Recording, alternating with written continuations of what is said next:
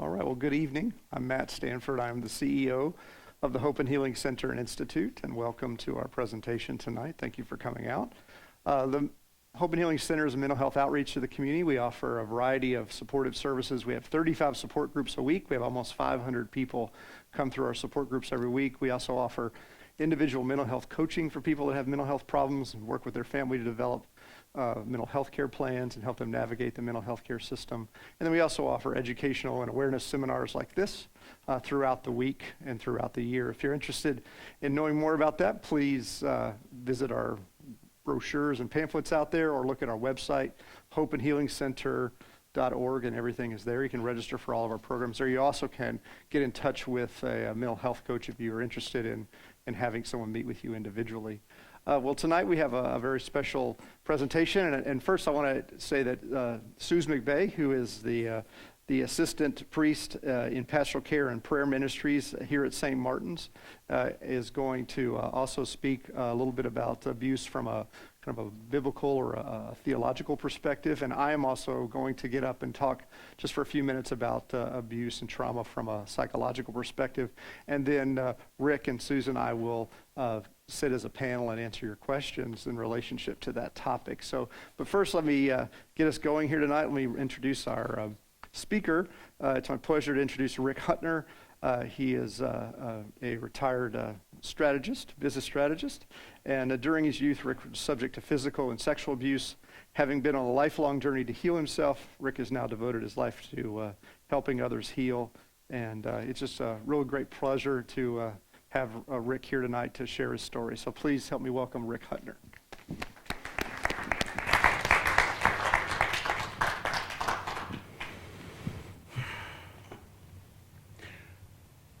I'm an abused child. My name could be Mary. It could be Tommy. It could be Susie. It could be Frank. It could be Cheryl. It could be Freddie. I have hundreds of names. I have thousands of names. And tragically, I have millions of names. I may be from a wealthy family or a poor one. Abuse has no economic, religious, or cultural boundaries. It is prevalent in every society in the world. Abuse is most commonly perpetrated by someone a child knows, trusts, and loves. My name is Rick Huttner.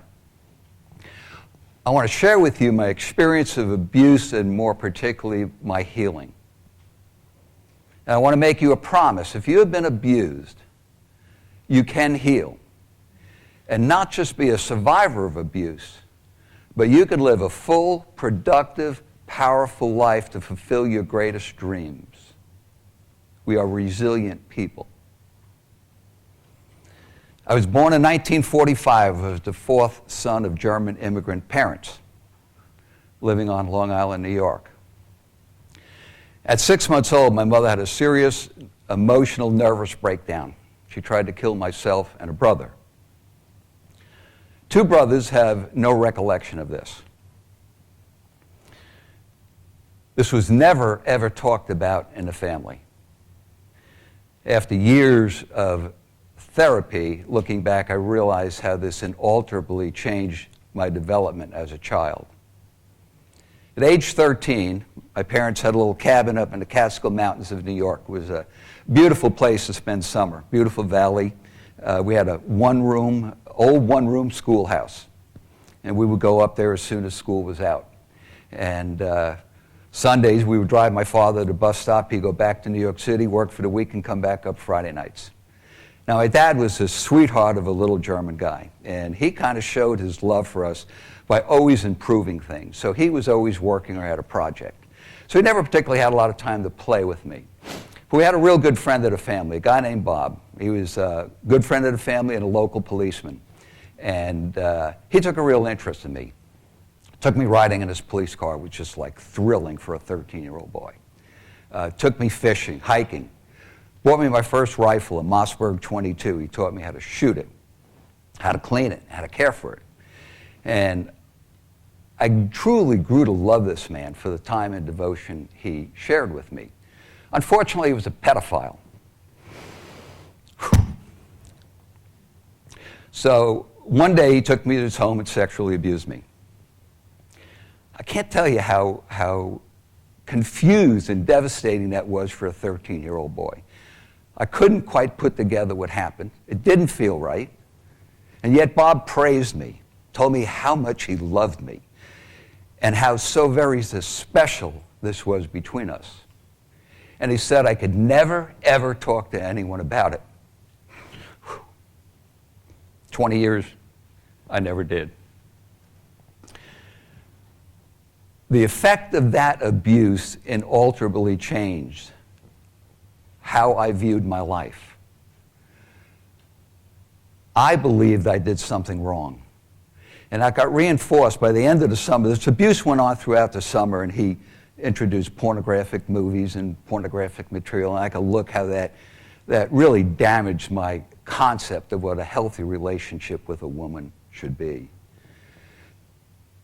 Towards the end of the summer, I heard some adults over talking about Bob and how he liked young boys. And the way it was said and their reaction convinced me there truly was something wrong about what happened. I was scared. I was terrified. I felt there was nobody I could talk to. This guy was a great friend of the family. Parents loved him. And he was a policeman. I started turning that against myself. I made a decision that I committed a horrible, unforgivable sin. And I began to live my life from that perspective. Emmett Fox, a metaphysical teacher, made a statement: we become what we believe ourselves to be. I believed I was guilty of this sin and didn't deserve good in my life, didn't deserve to be happy in my life. And I lived my life that way. We went back to Long Island, got in school, and it was just, I became so isolated emotionally. I was frightened all the time. That abuse manifested through my life for 40 years. I only began getting serious help when I was 60. And that abuse had profound effects. I had night terror dreams as early as I could remember into my late 20s. After that summer of sexual abuse, I developed a severe stutter. I could not introduce myself. I could not complete a sentence. And I think, as many of us know, children with noticeable disabilities are not treated too kindly in school. As a result, I just became frightened and alone and began to live in a life of ever-growing shame and guilt and loneliness. I had many accidents in my life. I had 4 automobile accidents, 3 motorcycle accidents. In every one of those, either drugs and or alcohol was prevalent. By the grace of God, I didn't kill anyone or myself. I remember times waking up on a side of a highway, having no idea where I was. Abuse permeated my relationships. As a young man, I met some wonderful girls. As a young man, as I grew up, I had relationships with wonderful women. But always, as those relationships got close or intimate, I got scared. And when I got scared, I wasn't too particularly pleasant to be around. And I left some really wonderful women in the most inappropriate ways. One, a childhood sweetheart that I was engaged to marry. I didn't know where to turn for all of this. Feelings terrified me. I did not want to feel anything. And I began sneaking alcohol at a very young age. And alcohol deadened the feelings. And I wanted them dead. I didn't want to feel. I didn't want to experience what happened. Alcohol became a really good friend of mine. It ultimately turned on me. But healing began, and began in strange and interesting ways. And I believe that was guided by the divine. My first experience, I got married at age 28. Didn't particularly want to get married, but I was in a really bad situation with a group of people, and the amount of drugs and alcohol we were consuming, the things we were doing, somewhere in my consciousness, I knew I had to get out of that. I chose marriage to get out of it. It wasn't a particularly smart idea, but I did it. Now, there was a gift in that. We had a daughter, a beautiful daughter, and by circumstances, I delivered that girl.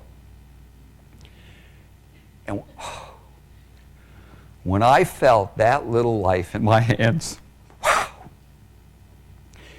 it touched a part of my heart that hadn't been touched in a long time. And I wanted something beautiful for that little girl.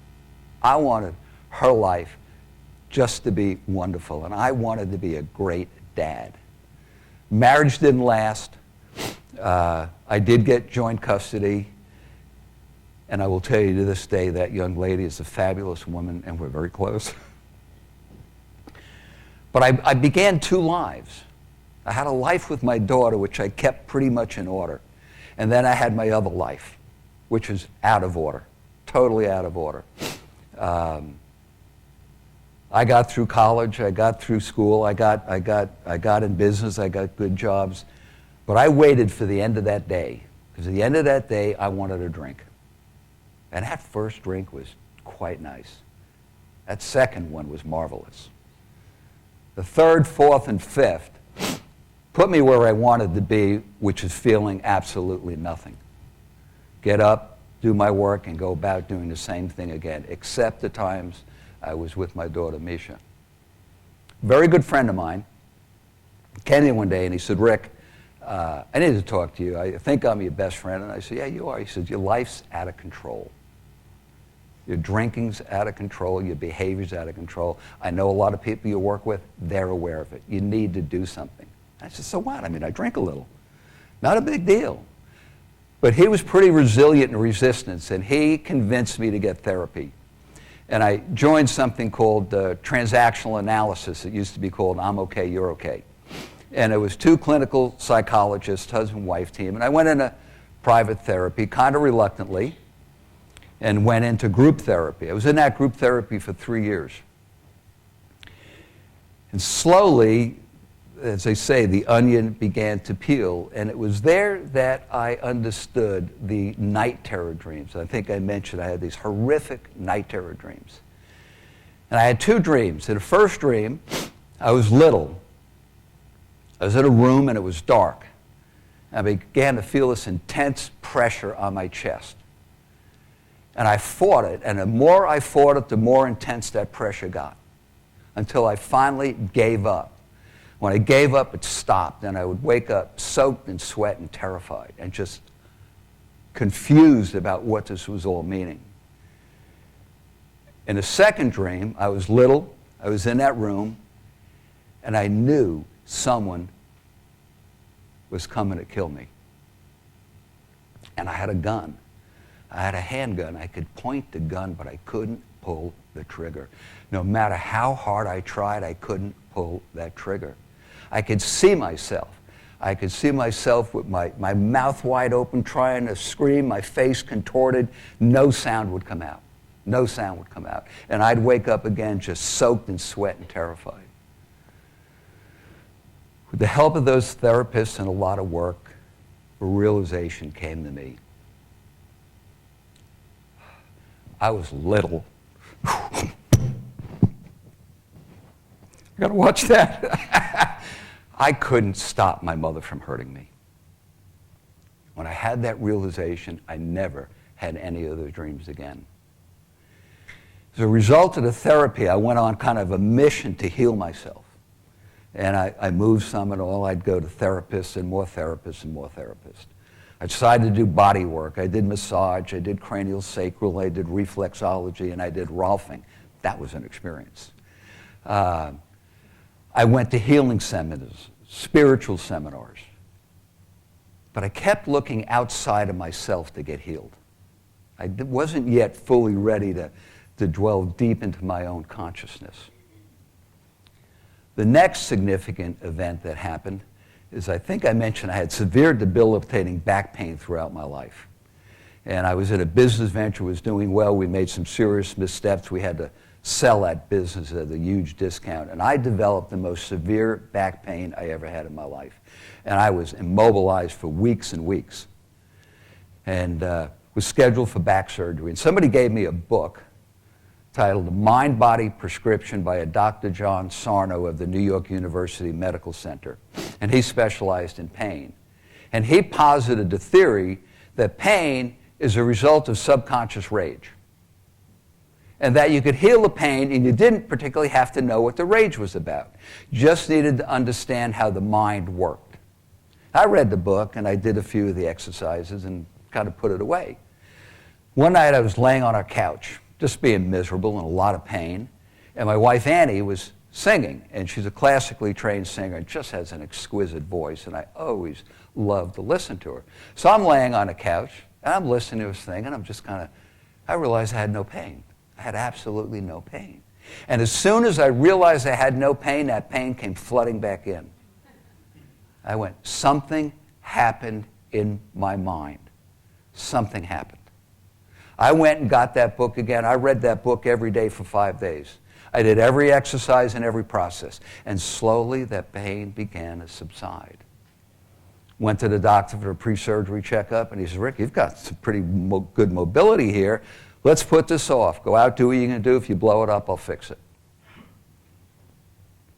The next significant event, I was at a healing center in Mancos, Colorado. I was living in Durango. And I was there, and I was telling my story, and I had a great story, and I lived my story, and my story was pretty solid. And one of the gentlemen there said, Rick, I want to suggest that you go to a thing called Mankind Project. And I said, what's Mankind Project? Because Mankind is a men's organization whose mission is to create a better world, one man, one husband, one father at a time. I said, well, that's interesting. And he says, it is a great place for men. It's very safe. You can go there, and I think you'll really enjoy it. I didn't go. He kept calling me. He was quite persistent. And finally, I agreed to go. And I went to what they call a circle. And they got introduced. They give you the ground rules: no alcohol 24 hours before. Whatever is said is confidential. No man is ever interrupted or criticized. And I went there and I listened. I didn't do much at first, but I began to realize, I watched men share their deepest, most painful experiences and begin to heal. And were always treated lovingly, respectfully. And I started to learn things there. I learned I was not alone in abuse. That abuse was prevalent everywhere. And that perhaps, just possibly, I could really heal myself. And even possibly help others to heal. And I realized that talking about that abuse was a significant part of my healing process. The next event that has a significant impact on my life, I had a good friend of mine in Boulder, Colorado. I was living in Denver at the time, and he was an international consultant. I was a business consultant. We'd meet once a month and talk, and I called him up one day. I said, John, let's get together for dinner. He said, that's great, but you have to come to Eureka Springs, Arkansas. I said, what are you doing there? He said, well, I met this lady. I wrote an article. This lady commented, didn't think much of my article. I was impressed by her comments, went to see her, and I married her. I said, well, that's pretty good. So he says, come and visit us. So I did. I drove to Eureka Springs, Arkansas from Denver. I was there for like 6 days, and on Saturday, his wife, Rebecca, who's this just beautiful woman, says, Rick, we're going to go to church Sunday. Now, I wasn't big on church. My mother was a very religious person, but I hated my mother. She was loved in a church, but she was never home when I was home. She was never there for me. So consequently, her religious philosophy was pain and suffering. I can't tell you how many times I heard how Martin Luther suffered for us Lutherans. And it was our job to suffer along with him. Consequently, I didn't like her very much. I didn't like God very much. I didn't like Jesus Christ very much, and I hated religion. So they were saying, let's go to church. I said, I tell you what, why don't you go and I'll just hang around the house or go hiking or something. Rebecca says, no, Rick, I want you to go. I want you to meet Beulah. I said, who's Beulah? She said, she's the preacher. So I agreed. Rebecca was very persistent, and went up to this tiny little church on the Missouri-Arkansas border called the Oak Hill Church. I went in, I met this tiny little 87-year-old woman, Beulah Clay Edmonds. And I got introduced, and she says, well, Rick, I'm glad you're here. She says, I don't have a Sunday school teacher today, so you're going to teach Sunday school. I said, what? She said, no, you're going to do that. I said, Beulah, I don't really think that's a good idea. She said, well, I got a little book. And she said something really interesting to me. She says, Rick, I can see Jesus in your eyes. I thought she had bad eyesight. She wouldn't take no for an answer. So I got that book, and she put me down with these little children, and I did it. And it kind of touched my heart to see these little children, the joy and the wonder on their faces, and the just kind of exhilaration of seeing a new person there. And I did it. I think I did pretty good. And the kids had it, and then we went back out, and it is a Pentecostal church. These were like 3-hour services. You know, they did a lot of singing, a lot of praying. Then they did the sermon. Then they came back and did the praying, and the kids came up that got there praying and all. This woman touched my heart in ways it had not been touched in a long, long time. And I loved being around her. And I had moved to Houston, and I started finding reasons to fly to Eureka Springs, Arkansas to spend time with her. This woman had a faith and belief beyond anything I had ever experienced in my life. She was a circuit preacher and a minister at 87 years old.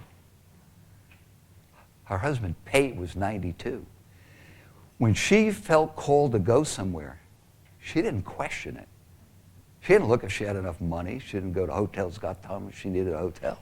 She went. And she says, Rick, I'm always provided for. You're always provided for. You will always receive your daily bread. It touched my heart in ways it hadn't been touched in a long, long time. I began reading the Bible again. I had gone through catechism. I had gone through all the religious training, so I had a lot of the knowledge, but not the belief. So I began reading the Bible again. I began praying again and meditating. I remember one night, a long time just being quiet and praying and meditating, and a profound realization.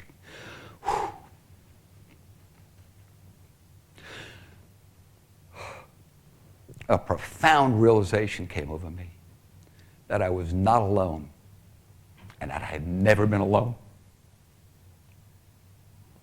That I had separated myself from the divine, my beloved God. That changed my life. I changed my life. I started looking at what kept me from all of that. It was hatred, it was anger, it was revenge, and it was definitely fear. I began to look at fear and talking to people about fear. And I learned that I had a lot of fear buried in my subconscious mind. And I learned that fears become demons when those fears are fed rejection. And I fed them rejection, whether by alcohol, work, food, or anger. And I realized I had to start bringing those fears to my conscious mind.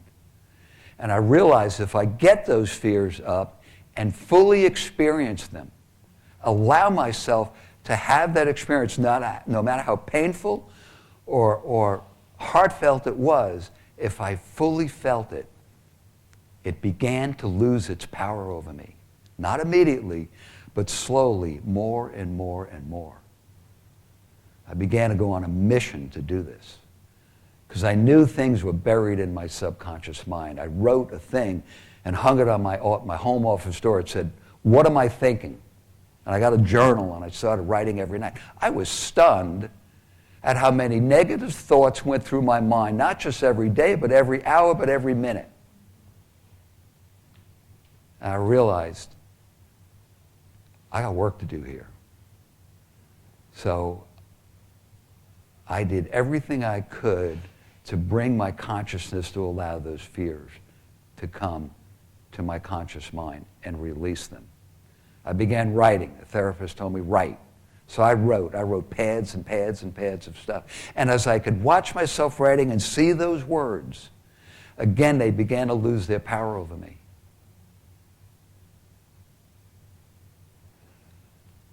Things began to come to me. I think they came from the divine. I remembered, I used to recite the 23rd Psalm, but always from a perspective of fear. And I began to look at it in a different perspective.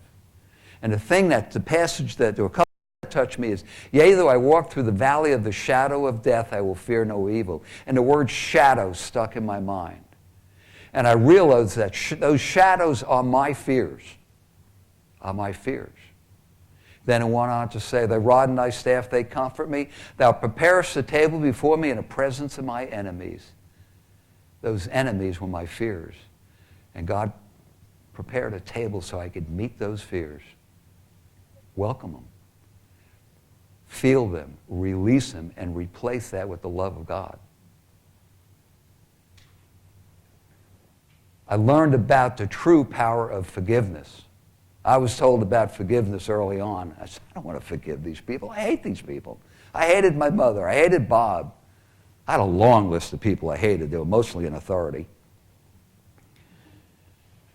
I said, I don't want to like them. I don't want to like them. Actually, I wanted to do something pretty horrible to them.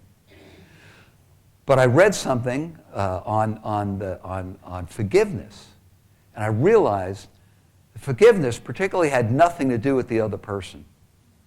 Forgiveness could heal me and free me from that burden of hatred that I carried. And I realized if I forgave someone, I didn't particularly have to like them. And I didn't particularly have to invite them back in my life. I just had to take that hurt, turn it over to Christ, and relieve myself of that burden and fill that part of me with the love of God. I had so many things come to me. I won't go into them all, but I think one of the best and most fun things I ever did, I used to wake up in the morning kind of like, just a little bit, oh God, another day, I get up and I'll get on with it and all. And Beulah said, Rick, now you get up in the morning, the first thing you do is you say, this is the day the Lord has made, rejoice in it. And I'd forgotten that, and I remembered it. So first thing I do, when I wake up, my first conscious thought is, this is the day my Lord has made. I rejoice and be glad in it. Then I did other things. I learned about this anger, fear, and hatred, how it kept me locked into an abusive mentality. And I went to a presentation one time by a youth sports minister. And he was pretty... And he was talking about his athletes and all, and how he had to help some of them create interventions. So I was listening, he says, and so he told me, he said that in the presentation. And he says, here, I want to show you what an intervention is, and I want you guys to try this. So I want you to count backwards from 10 to 1 silently. Please begin. Now I want you to say your name. Now, if you realize what I realized, when I had to say my name, I had to stop counting backwards from 10 to 1. He says the mind can't do two things at once. So I thought about that, and I went, I need an intervention. I need to work on something here. And two things came to my mind. I don't know if you ever heard about neural linguistics programming, neural being mind, linguistics being language, and it posits a theory that human beings operate from 3 states of consciousness. The first being kinesthetic, where eyes are down and we're into emotion. And a predicate there is I feel. The second one is auditory, where eyes are level and we're talking to ourselves. And a predicate there is I say. And the third one is visionary, where eyes are up and we're into possibilities and creation. And a predicate there is I see. So I thought about that, and I said, I need to marry that with something. And Beulah came back in my mind, and and the passage came to me. I lift mine eyes up unto the hills, whence cometh my help. My help cometh from the Lord, my strength and refuge in every need. I hope I got that right, but it's close. So I put those two together. And when I started having that negative feeling and all, where I used to take me into a depression. Sometimes early on I'd stay there for weeks. How my wife tolerated me, I'm not sure, but thank God she did. So when I got that negative feeling now, I lift mine eyes up unto the Lord, and I realized I could control my mind and my thoughts. I realized that if I'm in love, I can't be in hatred. If I'm in compassion, I can't feel revenge. I could control my mind. And that was incredibly powerful to me, because I can't tell you how much my mind controlled me. And then I went to the thing, I'd get upset with myself because I'd still have negative feelings, and I went, wait a minute, I can lift mine eyes up. And I realized I no longer held myself accountable for my first human thought. I do hold myself accountable for my second one, because I know how to manage that. Then the next thing, and the last thing I'll share with you, was my absolute most fun. As I told you, I used to wake up in the morning kind of like just dredging the day and all. So I'd get up, this is the day the Lord has made, be glad and rejoice it, and I go in the bathroom and I turn on a light. And I'd look in the mirror, and I'd look in my eyes. And the first time I did this, I realized I never really looked in my eyes that much. I never really looked in anybody's eyes. I think that was the amount of shame and guilt I carried. Shame's an amazing thing. Shame requires secrecy, silence, and judgment. And society willingly provides it. You will hear, don't air our dirty laundry. We'll deal with this in a family. That protects the perpetrator and keeps the abused in a cycle of abuse. So I'd get there and I'd turn on that light and that look in that mirror and look in my eyes and I'd go, good morning, sweetheart. God loves you and I love you. Something wonderful is coming my way today. I can feel it in my body. I can feel it in my mind. I use it and I am grateful. And I come out of there with this huge smile on my face. And I set the intention for my day. And I love it. Because I know God is good and God wants it to be good for me. This healing process took me a long time. It doesn't have to take you that long. I didn't have the resources. There are resources like this fabulous center here. There are people trained to help with abuse. So what do we do? What do we do? My commitment is to heal abuse on this planet. Now you may go, that's pretty outrageous, Rick. And maybe it is. But I'm going to do that. I'm going to speak at many places of faith and anywhere I'm invited to talk about this abuse. Brief thing on statistics. Sacred Heart Foundation say there are 6.2 million reported cases of child abuse a year. On average, 5 children die each day of abuse. 30% of abused children will grow up and abuse their own children. 36% of women and 16% of men in United States prisons were abused as children. This is intolerable. Children are the greatest gift we are given from God. They're innocent. They come in pure and loving. They rely on us to protect them, to care for them, to nurture them. So I can't tell you what to do, but at first I say, be aware. Be aware of your own children. Be aware of your friends' children. Watch behavior. Trust your children. If they tell you something, listen to it. Listen to it. We can heal abuse. I want to close with 2 quotes.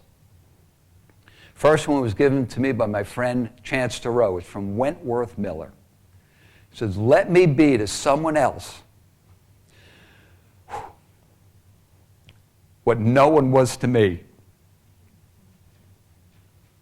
And the last quote is by Rick Hutner. I will never, ever again be ashamed or embarrassed about what happened to me or my desire to tell this story to help others. God bless you and thank you.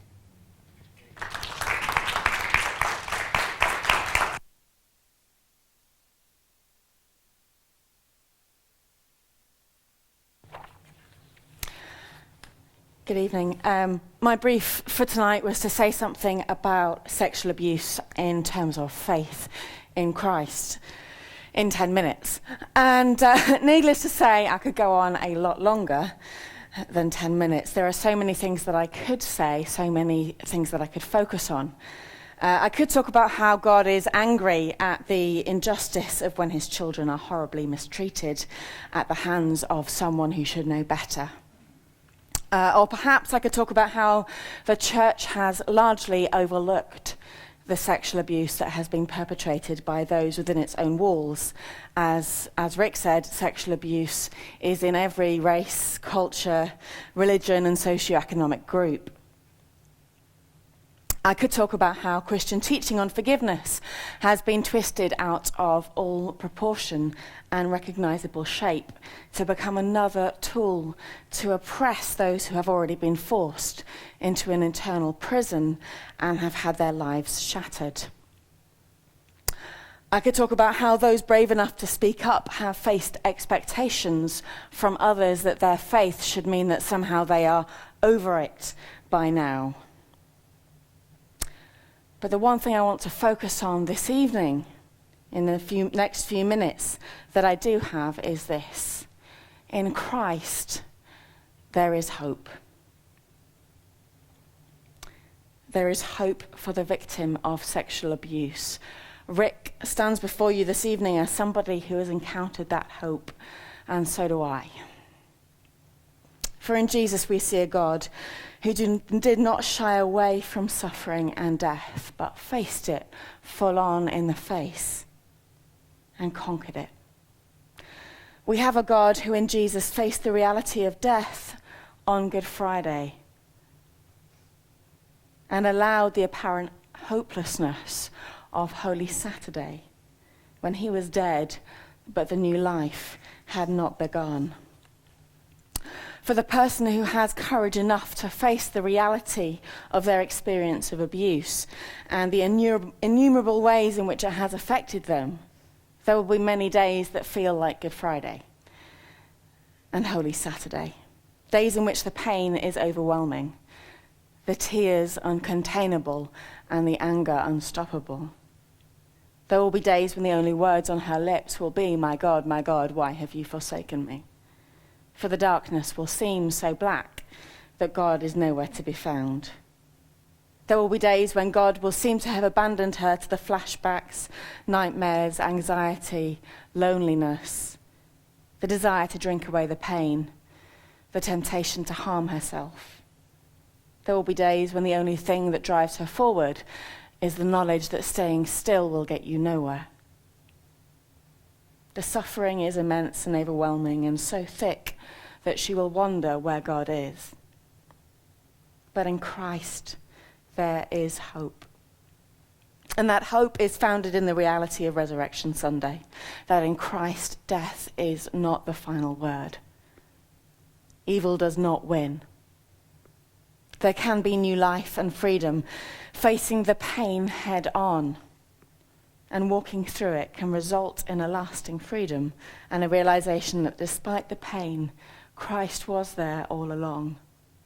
In my own life, this has meant that I can connect with family and friends without the exhausting neuroses and self-examination and overthinking that I used as a defense mechanism.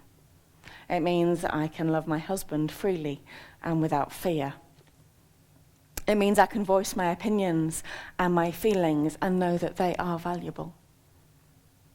In his excellent book, The Wounded Heart, Dan Allender outlines the effects of the consequences of abuse that are far wider reaching than we can imagine. And he offers 3 possible ways in which the victim of abuse can hide from the damage that is done to her. He describes these ways as the good girl, the tough girl, and the party girl. So the good girl is the one who has stopped herself from feeling or seeking much pleasure or pain, and has hidden herself from becoming the eternal peacekeeper and helper for those around her. She is generous and sweet, but there is a loneliness and emptiness that dwells deep inside her. She gives sacrificially and performs her duties well, but has no sense of self, of her own voice. The tough girl, on the other hand, hides her feelings, focuses on the task at hand. She hates weakness and vulnerability and has a determined attitude to what's right and wrong with little room for grey or disagreement. She gets the job done, but at a great cost. Her heart is hard, and she rejects her own desires and longings as a sign of weakness. And then there's the party girl, who is fickle and indecisive, commits to no one and nothing. She's dynamic and engaging in conversation, but flighty and superficial, keeping everyone at arm's distance. She's fun to be around, but she has these impenetrable, invisible walls that surround her. While these three examples may not exhaust all possibilities, they nonetheless illustrate something of the survival mechanisms that the victim of abuse can employ. They are useful insofar as they help her to survive the trauma and live into adulthood, but they are ultimately damaging, even sinful, and prohibit true life and freedom. In different ways, each one hides the deep well of pain, and they continue to mask the person that was created in the image of God and hide the presence of God himself. It is in the victory of Christ on Easter Sunday that the sexual abuse survivor's pain and suffering can truly be overcome, where the life that was so deeply wounded by another can be made whole. The good girl can find her voice. The tough girl can find her gentleness, and the party girl can rediscover intimacy. Where the majority of days used to be Good Fridays and Holy Saturdays, there are increasing days of Resurrection Sunday. Days of light, days of laughter, and days of hope. Walking with Christ, we take each piece of the shattered self and we name it. We name the pain, the shame, the anger, the betrayal, the abandonment, and more. And in doing so, we find that we can leave it with Christ. We can leave it at the cross. And he can meet us with his tender love and bring wholeness and healing. It takes tremendous courage to walk this path. And sometimes the cure can seem worse than the disease. But God is with the victim of abuse. Even when he seems a million miles away, he is there. He is standing with us. He is holding the parts of us that we can't even face. He is weeping and leading us despite ourselves and despite the death we've known. Thank you.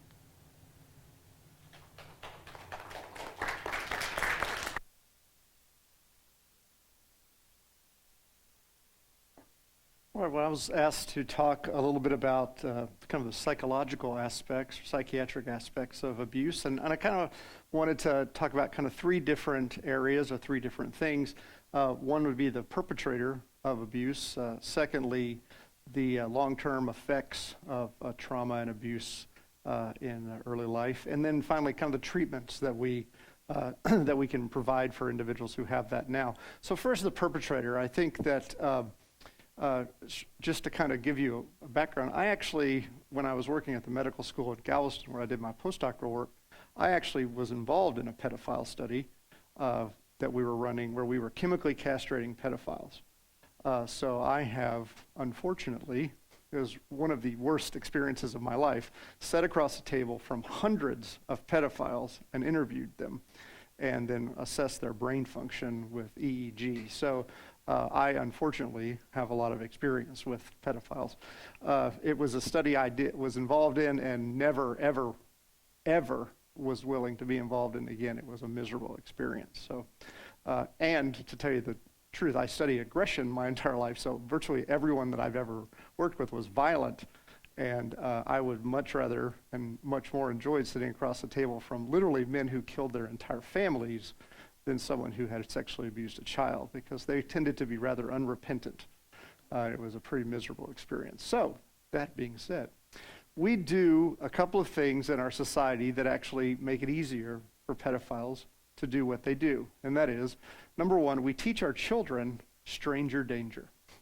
It is, we all know that, we've all heard that, right? And we still teach children today. My 9-year-old son has had conversations at school with people that come through and do presentations about stranger danger. But strangers very rarely sexually abuse children.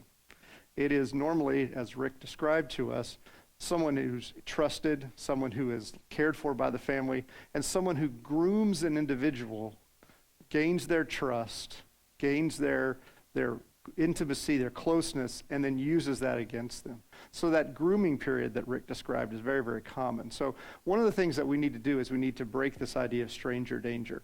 People, not that it's impossible and that it's never happened, but people don't pull up on the front of houses in white vans with no windows on them, grab your kids when they're playing in their front yard and drive off. That virtually never happens. What it is, it's the neighbor down the street who takes all the kids riding on the mini bikes on the weekend, because he just loves kids and he never had any, and then he just takes advantage of that opportunity. So that's something I think that we need to be very cognizant of, that the experience that Rick described is very, very common, yet we teach our children just the opposite of that, and that is to be fearful of strangers and to run into the arms of people that we trust and love, because they will never do us wrong, and strangers will do us wrong.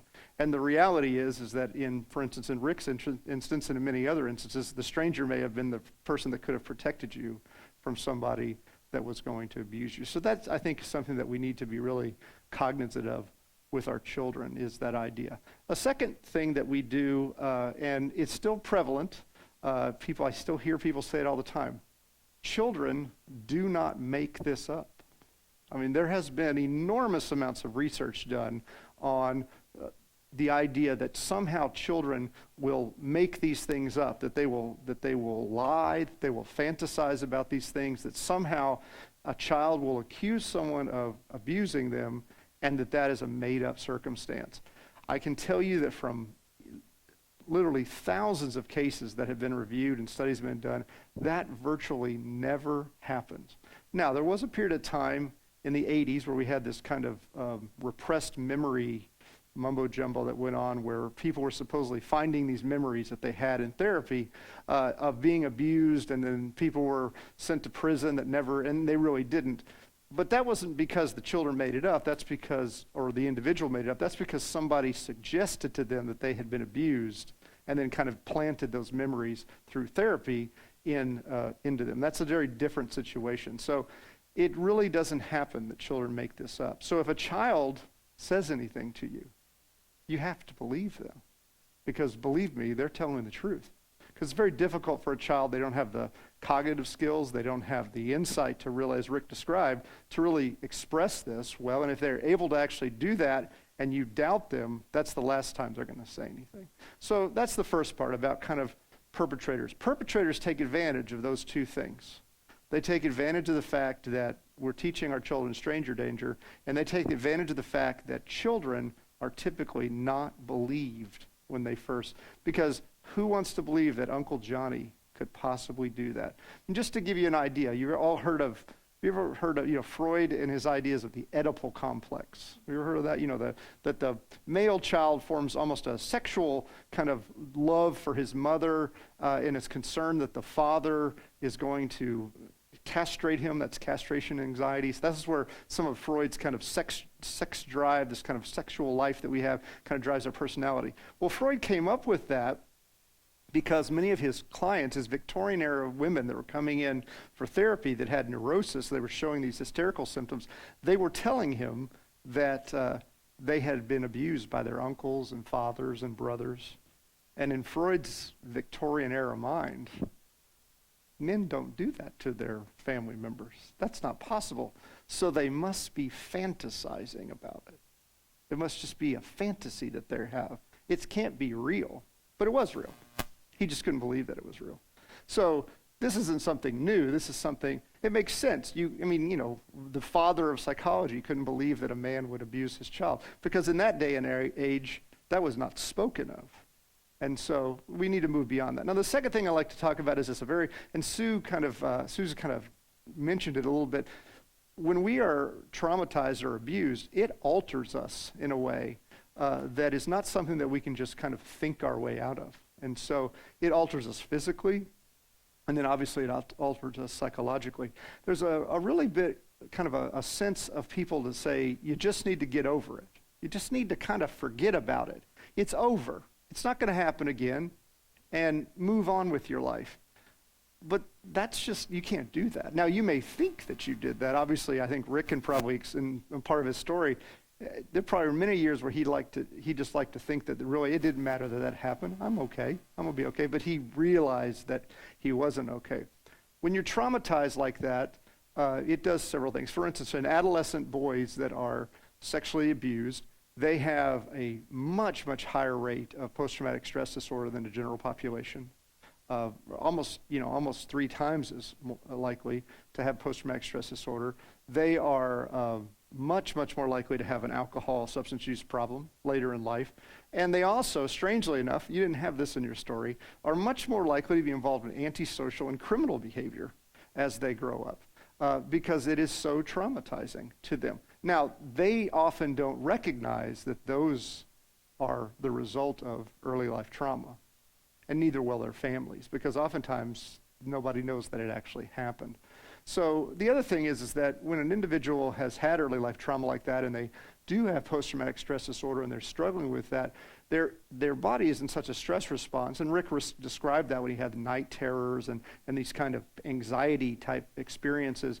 You're having such a stress response, it actually causes damage in your brain. It causes an area in hippocampus to be damaged, which causes you to have even sometimes flashbacks or memory issues. I mean, it's very much being in that stress response is very debilitating to your body and to your brain. You're only supposed to be in a stress response for a short period of time. Your body can't really take all of those stress hormones. So one of the things we have to understand is that trauma and abuse, they change us. They shape us. And for us to be able to process that effectively, we really need help from the outside often. And really, it's, Rick describes almost a miraculous experience that happened over a lifetime. And I think that's something I want to say as I get ready to talk about the last one. He just described for us a lifetime of healing that I imagine that he would have wished could have happened over a span of a year, maybe not a lifetime. But he did describe really, frankly, what is pretty traditional treatment for childhood abuse and trauma. He described, in essence, what is exposure therapy, which is kind of really the best treatment for trauma. And that is, and I think you'll hear a lot of, when I describe this, it's a lot of what Rick just said, and that is, in exposure therapy, which is very painful, by the way, it's psychologically painful, you relive the experiences, and the reason you have to do that is because you have to bring them out in the open, and you have to face them in a safe environment. You're taught by the therapist how to control your physiology so you don't have that stress response. So you're taught breathing techniques and relaxation techniques. You're taught how to restructure your thoughts. So when you have negative thoughts about, I'm worthless, no one could love me, this is my fault, you learn how to take those thoughts and to then restructure them, to test them against reality, and then to change those thoughts, and you learn how to understand the feeling that goes with those thoughts. Because what you're having is you're thinking something, and that's generating your feeling. And what Rick described to us is he learned where those fears were. He brought them out, and he was journaling. He began to live those experiences again and face them. And he described how over time they lost their power over him. In essence, that's what exposure therapy is. Somebody sits with you, someone helps you learn these techniques to control your physiology so you can control the stress response, learn how to restructure your thoughts, and then they walk you back through the experience, not so you can have some morbid experience where you relive the trauma over again, but so you can process the trauma in a safe place. And so, for instance, when Rick processed his trauma again, he realized that wasn't my fault. I had nothing to do with that. I shouldn't be ashamed of that. I shouldn't be afraid of that. I shouldn't let that have a negative effect on me. I can overcome that. That happened to me. That isn't who I am. And so you're doing that same thing. The other thing about Rick's trauma that I'd like to mention, it's really important in the context of therapy, is he had what we refer to as a complex trauma, which is he had also had physical abuse from his mother, which very, very extreme, where she actually tried to kill you and your brother. So, and the sexual abuse that happened from another individual. So that's a very complex trauma. And so what I'd like to say is if you are a person that's experienced trauma, it's very important, as Rick mentioned, that you go to somebody who understands trauma, okay?